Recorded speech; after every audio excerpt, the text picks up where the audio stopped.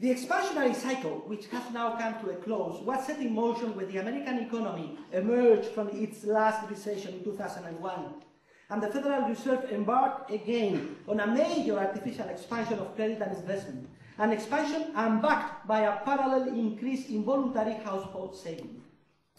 In fact, for several years, the money supply in the form of banknotes and deposits have been growing at an average rate of over 10% per year, which means that every 7 years, the total volume of money circulating in the world has doubled.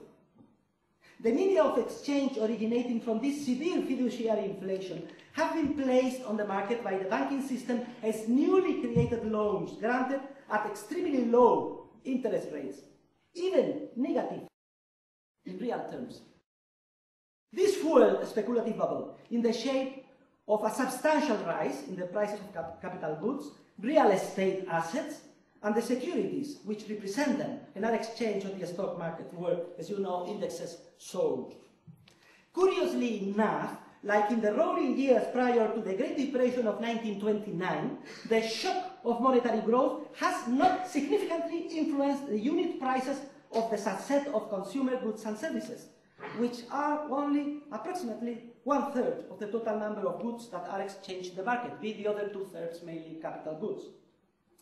The last decade, like the 1920s, has seen a remarkable increase in productivity as a result of the introduction on a massive scale of new technologies and significant entrepreneurial innovations, which, were it not for the money and credit injection, would have given rise to a healthy and sustained reduction in the unit price of the goods and services all citizens consume. Moreover, the full incorporation of the economies of China and India into the globalized market has gradually raised the real productivity of consumer goods and services even further. The absence of a healthy deflation in the prices of consumer goods in a stage of such considerable growth in productivity as that of recent years provides the main evidence that the monetary shock has seriously disturbed the whole economic process.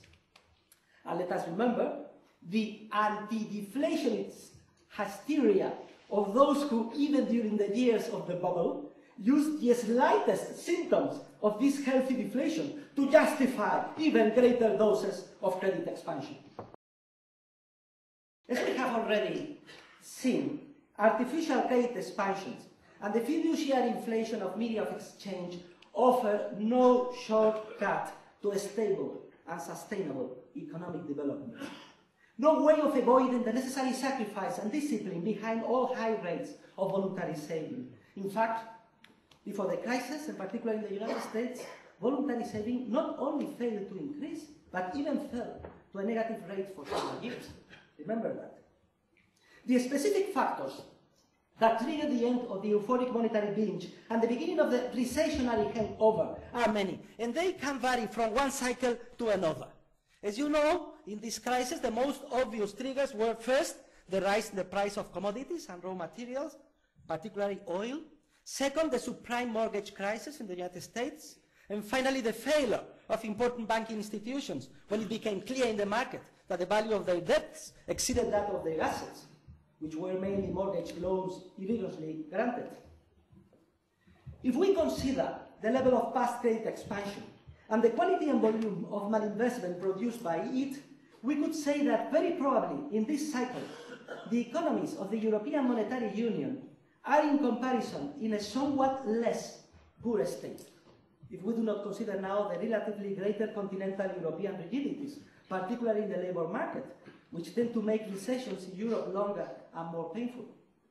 The expansionary policy of the European Central Bank, though not free, of course, of grave errors, has been somewhat less irresponsible than that of the Federal Reserve. Furthermore, fulfillment of the convergence criteria for the monetary union involved at the time a healthy and significant rehabilitation of the chief European economies. Only some countries on the periphery, like Ireland and Spain, were immersed in considerable credit expansion from the time they initiated their processes of convergence. The case of Spain is paradigmatic. The Spanish economy underwent, of course, an economic boom, which in part was due to real causes, like the liberalizing structural reforms, which originated with José María Aznar's administration. Nevertheless, the boom was also largely fueled by an artificial expansion of money and credit, which grew at a rate nearly 3 times the corresponding rates in France and Germany. When the M3 in Europe was growing at 7% per year, it was not evenly distributed among the continent. It was growing at 15, 16, 18% in Spain and only at 3, 4% in France and Germany. Spanish economic agents essentially interpreted the decrease in interest rates which resulted from the convergence process in the easy money terms traditional in Spain. A greater availability of easy money and mass requests for loans from Spanish banks, mainly to finance real estate speculation. Loans which Spanish banks granted by creating the money ex nihilo, while European central bankers looked on unperturbed. Once the crisis hit Spain, the readjustment was quick and efficient. In less than a year, more than 150,000 companies, mainly related with the building sector, have disappeared in my country. Almost 5 million workers who were employed in the wrong sectors have been dismissed. And nowadays we can conclude that, although still very weak, the economic body of Spain has been already healed. It's like putting out a tumor from the body. The tumor is already out, the body is very weak. We will later come back to the subject of what economic policy is most appropriate to the current circumstances. But before that, let us make some comments on the influence of the new accounting rules on the current economic and financial crisis, which is a field I am particularly fond of. We must not forget that a central feature of the long past period of artificial expansion was a gradual corruption on the American continent, as well as in Europe, of the traditional principles of accounting as practiced globally for centuries. To be specific, acceptance of the international accounting standards and the incorporation into law in most countries have meant the abandonment of the traditional principle of prudence and its replacement by the principle of fair value. Who is going to be against something fair? Fair value in the assessment of the value of balance sheet assets, particularly financial assets. In fact, during the years of the speculative bubble, this process was characterized by a kind of a feedback loop. Rising stock market values were immediately entered into the books, and then such accounting entries were sought as a justification for further artificial increases in the prices of financial assets listed on the stock market. It is easy to realize that the new accounting rules act in a pro-cyclic manner by heightening volatility and erroneously biasing business management.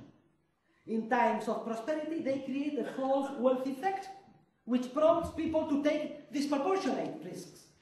When from one day to the next, the errors committed come to light, the loss in the value of assets immediately decapitalizes companies, which are obliged to sell assets and attempt to recapitalize at the worst moment, when assets are worth the least and financial markets dry up.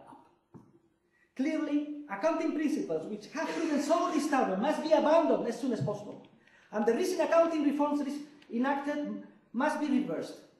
This is so not only because these reforms mean a dead end in a period of financial crisis and recession, but especially because it is vital that in periods of prosperity we stick to the principle of prudence in valuation, a principle which has shaped all accounting systems from the time of Luca Pacioli at the beginning of the 15th century till the adoption of the false idol of the international accounting rules. It must be emphasized that the purpose of accounting is not to reflect supposed real values, which in any case are subjective and which are determined and vary daily in the corresponding markets, under the pretext of attaining a poorly understood accounting transparency goal. Instead, the purpose of accounting is to permit the prudent management of each company and to prevent capital consumption, as Hayek already very clearly established as early as 1934 in his article, The Maintenance of Capital. And this requires the application of strict standards of accounting conservatism, based on the prudence principle, and the recording of either historical cost or market value, whichever is lower. Standards which ensure that at all times that distributable profits come from a safe surplus, which can be distributed without in any way endangering the future viability and capitalization of each company.